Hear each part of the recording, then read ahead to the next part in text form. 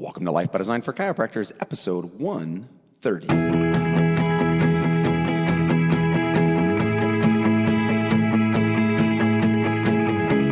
Welcome to Life by Design, the podcast for chiropractors. Here's your host, Dr. Jamie Richards. Welcome to Life by Design for Chiropractors. I'm your host, Dr. Jamie Richards, and I'm not joined today by anybody. In fact, the only people who are available to join me in the podcast today are actually sleeping in their tiny little beds. Yes, for those people who are watching on the video version of the podcast, I am here in my home, and the kids are asleep. Dana's not here. We're just in preparation for a family trip, a getaway to somewhere warm and tropical, and we're excited to enjoy that. Yes, during a pandemic. So we're excited to get away, to spend some time together, to celebrate Dana's birthday, celebrate family time, something that we encourage all of our doctors to do, and I'm encouraging you as our listeners to get away, to enjoy your life, to reap the pleasures of the hard work that you put in, and hopefully some of that reward is coming from listening to the podcast. So I wanted to share with you today really maybe a year-end series of thoughts. I wrote an email to my list in my practice, and it was the 10 things I had learned during a global pandemic. And there's one more that I want to talk about that's specific to chiropractic and our businesses. The other 10 are really universal. They applied just in general to things that I learned over the course of those multiple months, and I'm sure for you, you probably learned a bunch as well. So let me just dive right in. Number one, this too shall pass.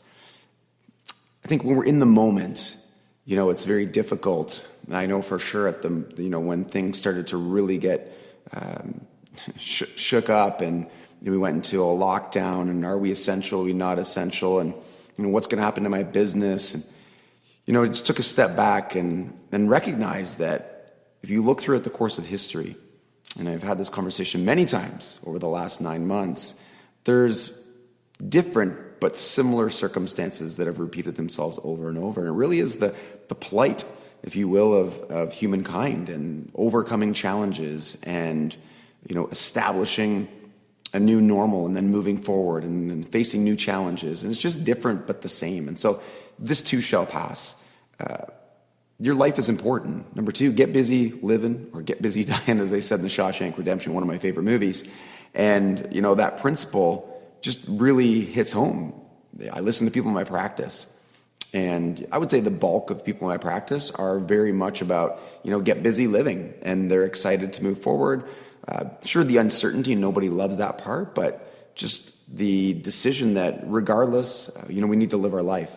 And that's my advice to you, whatever that looks like for you. And of course, you need to make those decisions for you that match with your values. But even if it was in a lockdown, even if it was in a quarantine situation, as we're going to be when we come back from our holidays, we're going to be busy living, and we're going to be moving forward, and choosing the path that we're going to go down, and not living in fear. Number three, family is meant to be together. This was something that Andy, my 5-year-old, soon to be 6, just blurted out in the back seat. His dad, family's meant to be together. And I said, where'd you come up with that? And she was, super proud and said, I made it up. And she's right. If they're a high value for you, and family is a high value for me, and probably many people who are listening and watching this podcast, family's meant to be together and celebrate those times. You never know when, you're going to wake up and not have the opportunity to, be with that family member. And, I was thinking of the other, number 4, the concept here that, don't sweat the small stuff. You've maybe read the books. I believe it was Richard Carlson, PhD psychologist, wrote the books, Don't Sweat the Small Stuff. Those emails that you didn't get to tonight are still going to be there in the morning. But the people that you would love to spend time with, they may not necessarily be there. And, that's a pretty stark reality. In the past year, we lost my dad. The anniversary was last week. And, it's just that really, in your face, abrupt reminder that, the people who are the most important people in our lives, we can't trade those values for things that are less important and of lower value.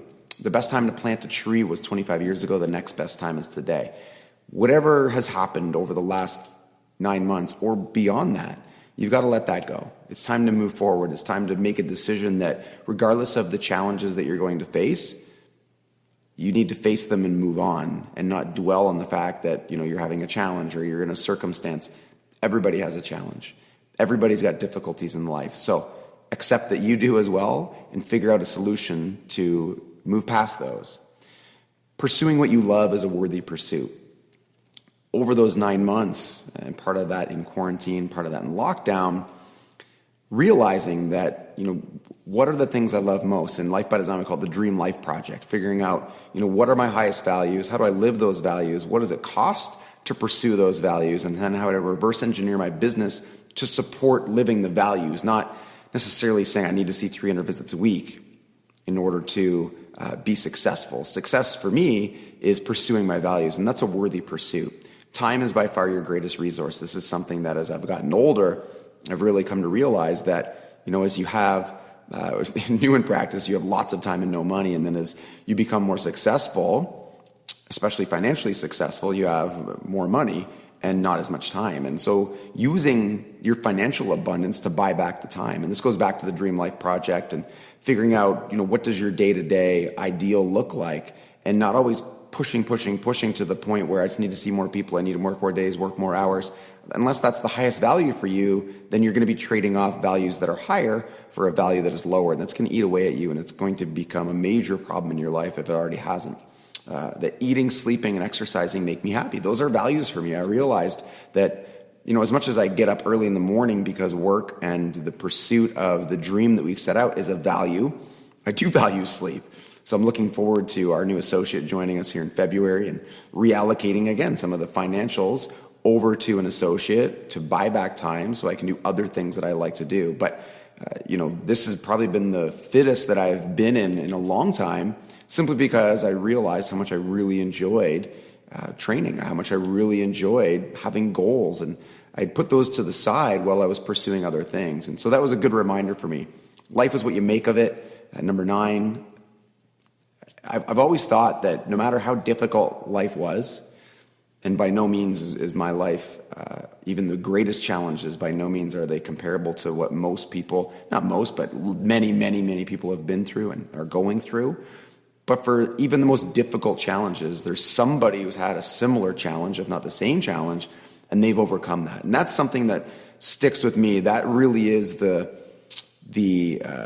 mental check mark for me to, give myself permission to just keep on moving forward, to not wallow in the difficulty and wallow in the failures simply because, one, it's not going to get me anywhere, and two, somebody else has already done it.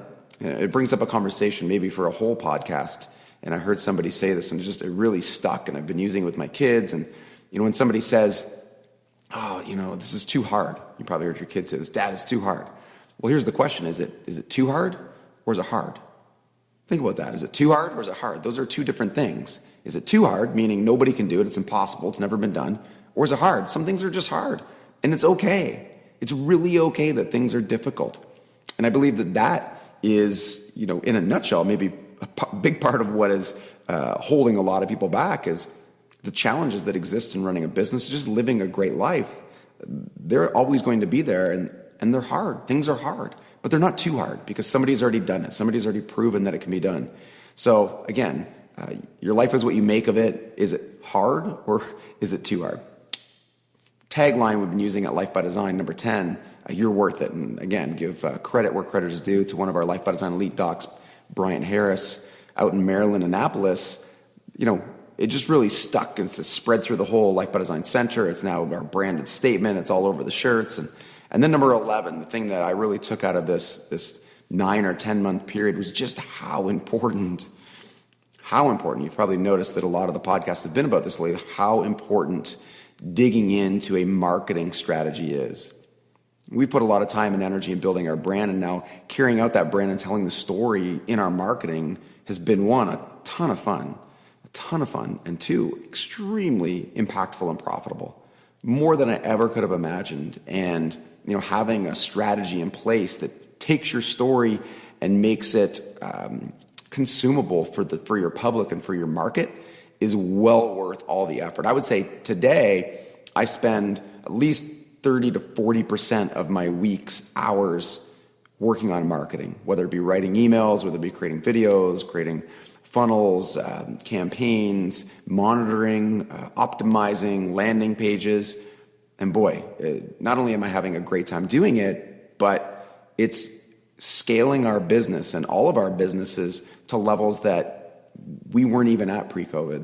There's no question that, we're 20, 30, and some of our businesses 40% up in terms of total revenues after this pandemic, which is, I never would have expected that before. And I think a big part of it is just the reorientation of mindset, digging back into putting in the time and energy into growth and personal growth, but also business growth. And a big part of that being coming up with a marketing strategy and really putting in the time and consistency to do that. So guys, I'd love to see you join us in the Life by Design Light group or Elite group, if you will, if you want to go that high. So I'll put some of those details in the show notes. You can check them out, and hope everybody had the best 2020 that they could have had given the circumstances, and that you've set out to make 2021 better. And in fact, the best year that you could ever imagine.